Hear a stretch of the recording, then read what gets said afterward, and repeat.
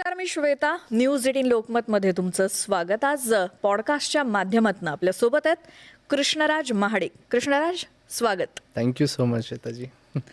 खरं तर ओळख काय करून द्यायची कृष्णराज महाडिकांची? बरं, पण जर एक फॉर्मॅलिटी म्हणून ओळख करून द्यायची झालीच तर मग मीच तुम्हाला विचारते की एक स्पोर्ट्समन म्हणून करून द्यायची, की एक सोशल वर्कर म्हणून, एक यूट्यूबर म्हणून, की खासदार धनंजय महाडिकांचा मुलगा, असं यापैकी कुठली करून दिली तर आवडेल? नाही, खरं आहे की मला खूप यंग एजमध्ये खूप साऱ्या क्षेत्रात काम करण्याची संधी मिळाली आणि आय एम व्हेरी फॉर्च्युनेट की ते उपलब्ध मला होत गेले टाईम आणि माझी प्रत्येक क्षेत्रात, जसं तुम्ही म्हणला की स्पोर्ट्स असेल, सोशल मीडिया असेल, आज मी खासदार साहेबांबरोबर राजकीय क्षेत्रात काम करण्याचा प्रयत्न करतोय, तर ह्यामधले माझे सगळे एक्सपिरियन्सेस म्हणजे खूप शिकायला मिळाले ह्यामधून.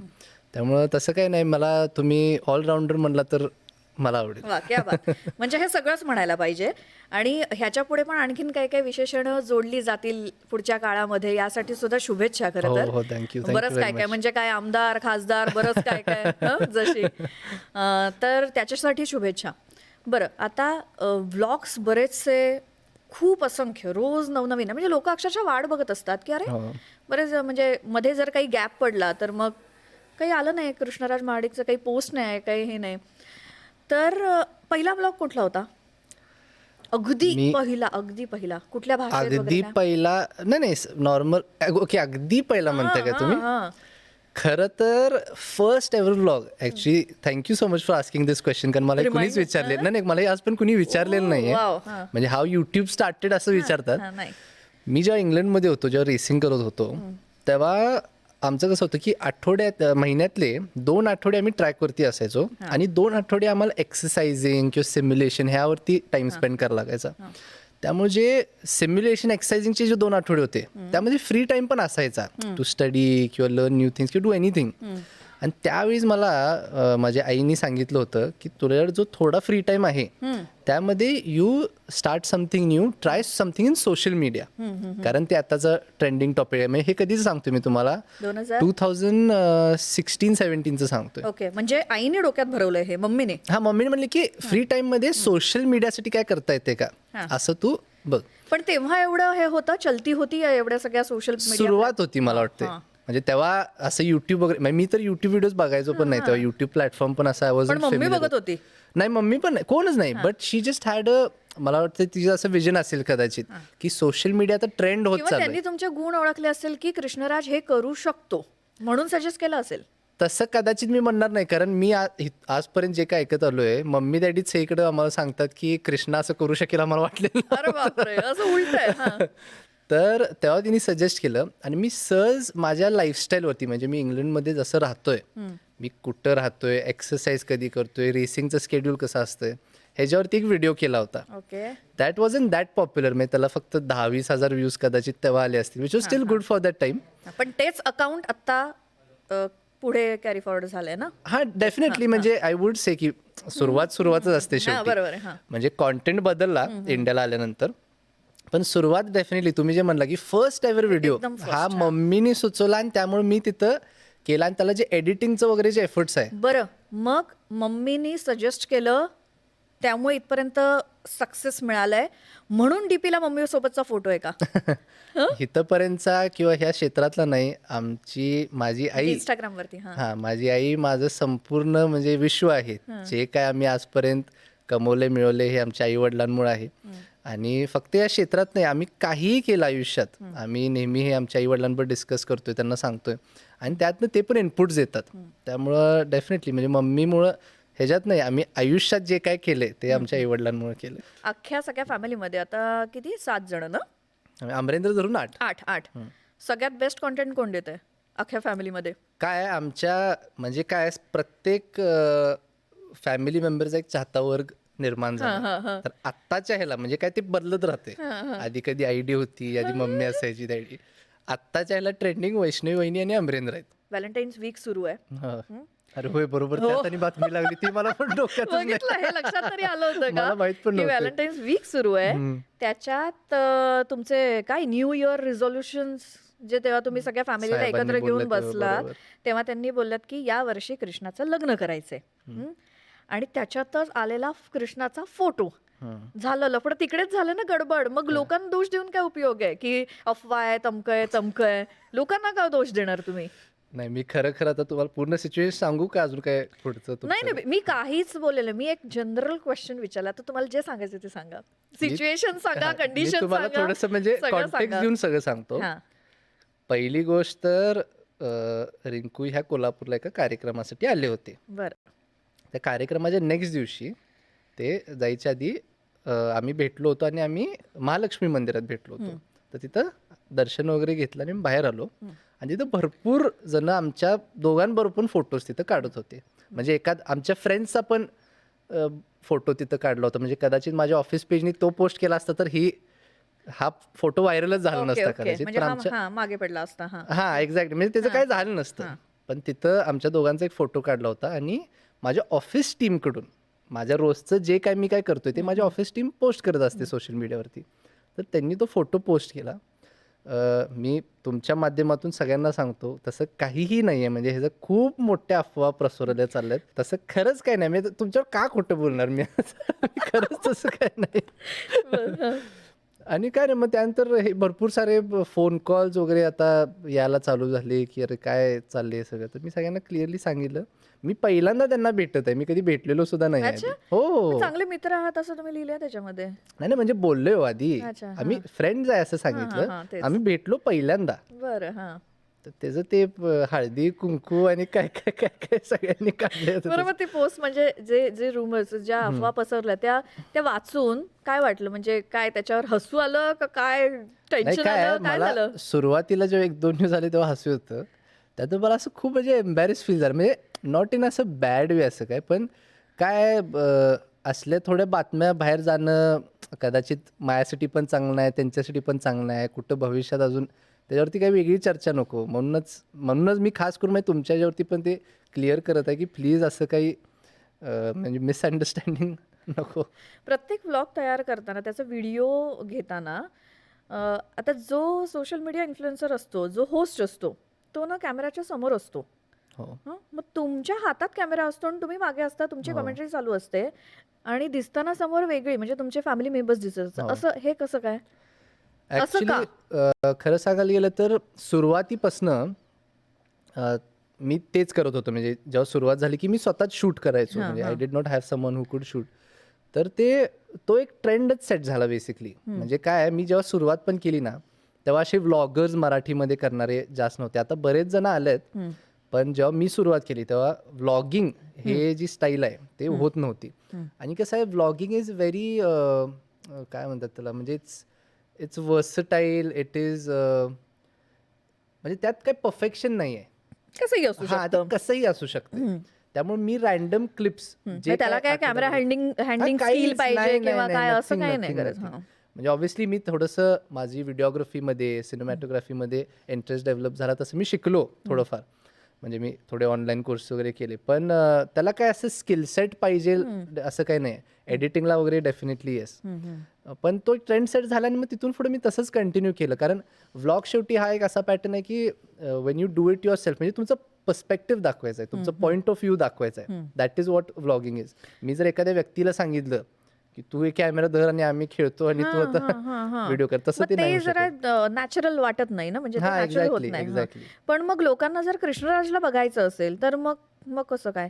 कारण मग कॅमेरा तर हातात कृष्णराजचा असतो आणि बाकीचे लोक दिसत आहेत. मी तुम्हाला एक खरंच म्हणजे प्रामाणिकपणे सांगतो आणि मी I have never revealed this. मी फर्स्ट टाइम हे कुणाला तर सांगत आहे की मला फोन काढून सोशल मीडियावर बसणे किंवा सोशल मीडियावरती पोस्ट करायला पाहिजे आणि आपलं हे काहीतरी लाईफस्टाईल दाखवा, मी असं कधीच नव्हतो.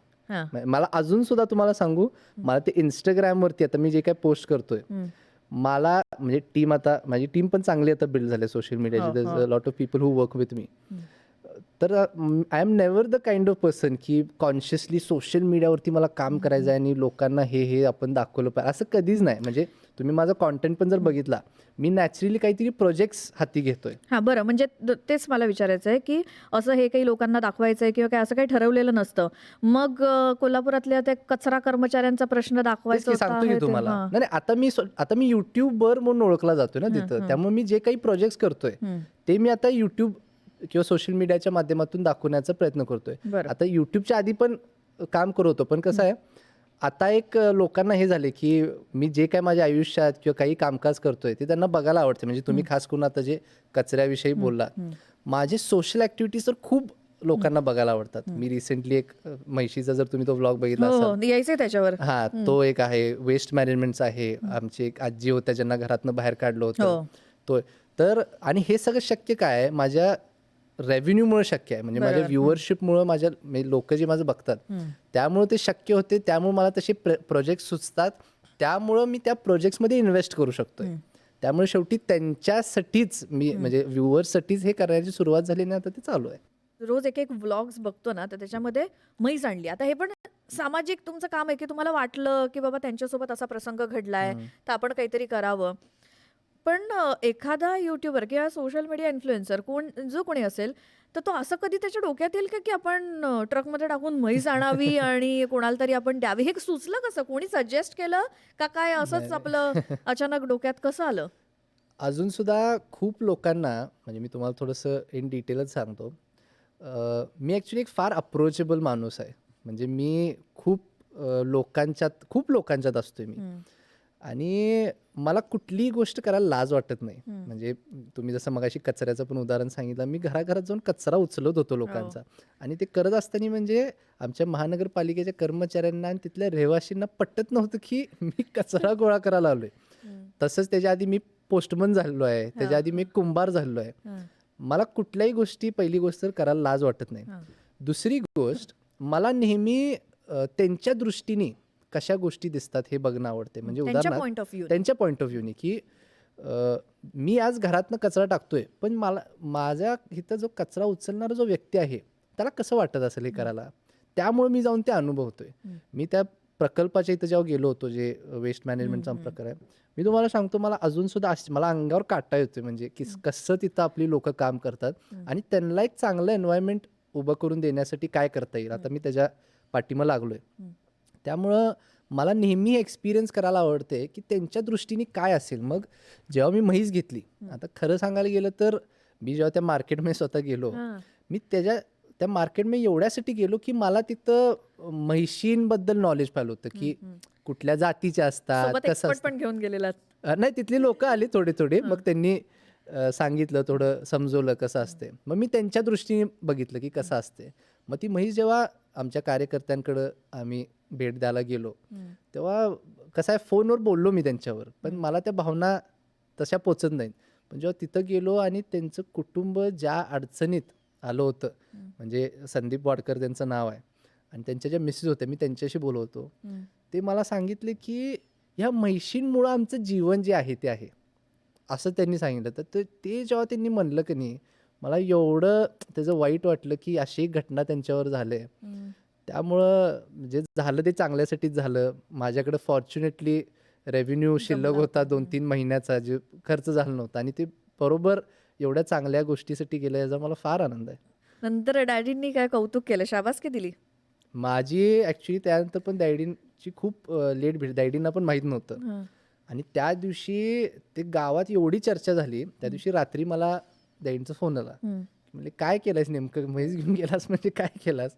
म्हणलं असं त्यांचे जे म्हैशी मयत झाले होते ते.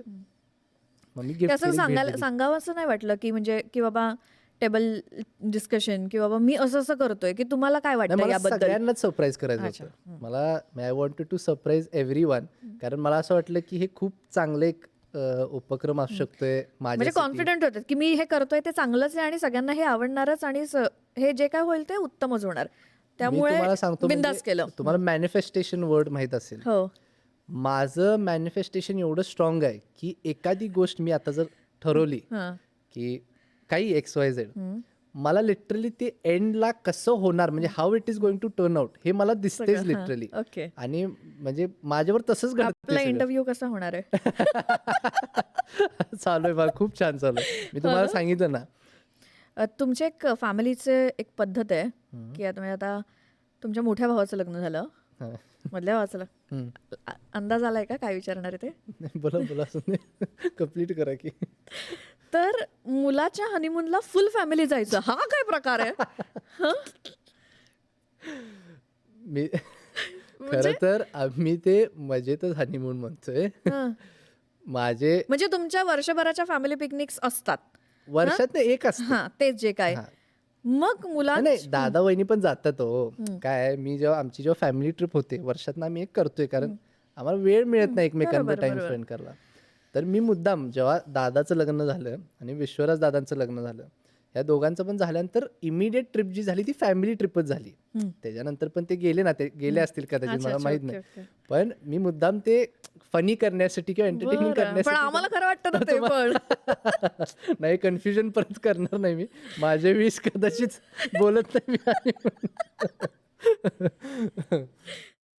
वर्षी आता तिसरी सून पण माडिकांना मिळणार आहे बहुतेक, है ना? काय काय विचार आहे त्याबद्दल, लग्नाबद्दल? कारण नंबर पण दिलाय बाबा त्या व्लॉग मध्ये, सगळ्यांना एकत्र बसवलं हो नाही हो, होतं. नंबर हा, कुठला देतो ते, नंबर नुसतं मम्मी ते दादानी चेष्टा केली हो, त्यामुळे म्हणजे कॉन्टॅक्ट म्हणजे करतील लोक किंवा कॉन्टॅक्ट की बाबा काय स्थळ सुचवायचं खूप असेल तर खूप म्हणजे येता खूप यायला सुरुवात खूप झाली आहे. म्हणजे काय तुम्हाला सांगू. मग तुमचा विचार काय आहे? मी तुम्हाला सांगतो, मी कुठली कृष्णराज महाडिक 2025 मध्ये लग्न करणार का? हा विषय माझ्या डोक्यातच नाही आहे. म्हणजे मी का तुम्हाला सांगतो, मी कुठल्या नेगेटिव्ह वेमध्ये बोलत नाही आहे. माझं लग्न होईल पण आणि नाही पण, मला मला माहित नाही ते होणार का असं नाही. कसं? ह्या वर्षी म्हणतोय हो, अच्छा. ह्या वर्षी नाही नाही, होणार माझं. तुम्ही 2025 म्हणला. 2025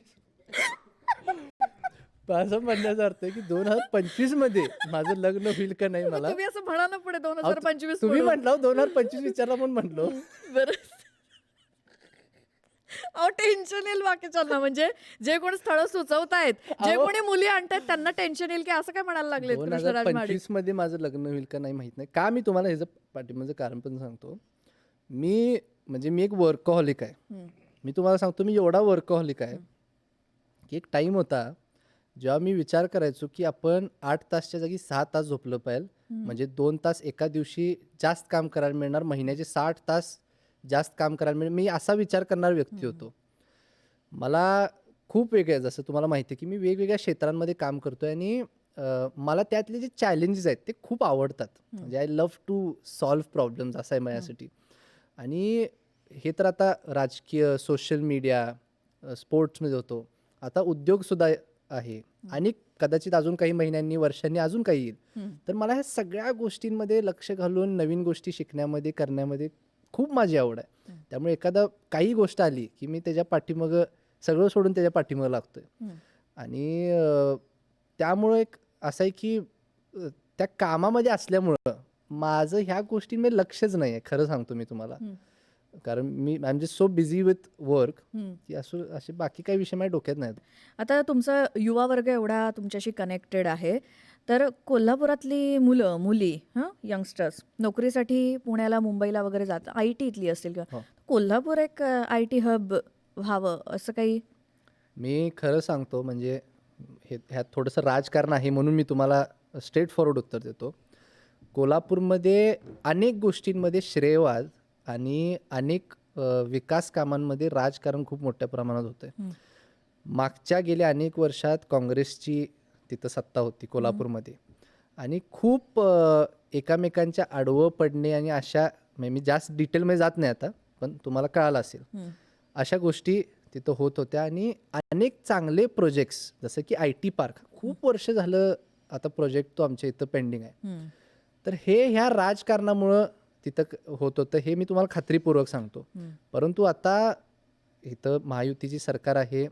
आमच्या जिल्ह्यामध्ये पहिल्यांदा असं झालं की संपूर्ण 10च्या 10 सीटा ह्या महायुतीच्या आल्या. आमच्या इथं जे काय आता नेते निवडून आलेत ते सगळे चांगले काम करणारे, कष्ट करणारे नेते आपल्याला नेतृत्व करण्यासाठी मिळालेत. आणि मला संपूर्ण खात्री आहे की ह्या 5 वर्षात कोल्हापूरचे जे काय आता मोठे प्रश्न असतील ते सोडवले जातील. बिलकुल. त्याच्यामुळे आता येणाऱ्या सगळ्या काळामध्ये सुद्धा आम्हाला कृष्णराज महाडिक आमदार म्हणून दिसू देत किंवा खासदार म्हणून दिसू देत, वेलकम. मी मात्र तुम्हाला एक सॉरी इंटरप्ट करतो. माझं आमदार की खासदार की गोल नाही आहे. मी तुम्हाला बरं. नाही म्हणजे मला पॉलिटिकली खूप हे विचारलं जाते. माझं ते गोल नाहीये. मी संपूर्ण जे माझं प्रक्रियेत मग सुद्धा जर नाव हे आलं. गोल, सॉरी मी परत थांबवते, मग जर हे गोल नाहीये तर मग विधानसभेच्या या प्रचारादरम्यान किंवा काय मोठ्या स्टेजवरती भाषण करत असताना तुम्ही तुमच्या विरोधकांना इशारा दिला की पुन्हा कधी हीच वेळ असेल, मी समोर असेन, तुमचे विरोधक तुमच्या समोर असतील, तर माझ्याकडे किती माणसं आणि त्यांच्याकडे किती माणसं, हे काय मग? सांगतो ना, मी तुम्हाला काय सांगतोय, मी आमदारकी डोक्यात ठेवून काम करत नाही असं मी तुम्हाला म्हणतोय. मला संवैधानिक पदावरती यायला आवडेल, मला काम करायला आवडेल. शेवटी बघा, मी माझ्या म्हणजे इच्छा आहे ना, पण माझ्या रेव्हेन्यू मधनं वगैरे मी काय हे काय वर्षोनवर्ष करू शकत नाही. मला समाजासाठी काम करायचं आहे. मी खूप जवळनं आजकालचे अनेक मंत्री महोदय बघतोय ते कसं काम करतात आणि त्या खात्यामध्ये जेव्हा तुमच्याकडे जबाबदारी येते, मी तुम्हाला सांगितलं मला नवीन गोष्टी हाती घेणं, नवीन चॅलेंजेस कम्प्लीट करणं, सॉल्व्ह करणं हे खूप आवडते. आणि हा एक क्षेत्र आहे जो समाजाशी निगडीत आहे, जो माझ्या आवडीचा विषय. त्यामुळं मला करायला आवडेल, पण मी एखादी गोष्ट मला आमदार व्हायचं आहे म्हणून हे करत आहे असं नाही मी म्हणतोय. जेव्हा संधी येणार, माझं नाव सुद्धा का चर्चेत आलं, कारण जे काय सर्व्हेज झाले असतील किंवा वरिष्ठ लेवलला माझं नाव चर्चेत आलं आणि मग मला बोलवून गेलं आणि माझ्याशी चर्चा केली गेली. पण ते लोकांमधनं यायला पाहिजे. जर लोकांची इच्छा असेल, लोक जर म्हणले की ह्यांच्यात ते नेतृत्व दिसतंय, आणि त्या दरम्यान पण काय झालं, अनेक लोक खासदार साहेबांकडे येत होते की तुम्ही बघा, चांगल्या वयात जर संधी मिळाली चांगलं होऊ शकेल, असं ह्या गोष्टी झाल्या म्हणून त्याला चालना मिळत गेली. वेगवेगळ्या क्षेत्रामध्ये काम करत असताना खूप गोष्टींची समज येत आहे. अजून शिकायचं भरपूर आहे, पण त्या आयडियाज सुद्धा मी शेअर करीन. त्याच्या माध्यमातून लोकांनी नवीन गोष्टी सुचवाव्या आणि आपण ते करावे, असं मला सगळ्यांना एक आवाहन करायचं आहे. बिलकुल बिलकुल. आणि सगळ्यासाठी खूप खूप शुभेच्छा. कृष्णराज, वेळात वेळ काढून इथे आलात आणि आमच्याशी संवाद साधल्याबद्दल thank you so much. Thank you very much. Thank you. या पॉडकास्टमध्ये आपण इथेच थांबतोय. मात्र तुम्ही पाहत राहा न्यूज 18 लोकमत.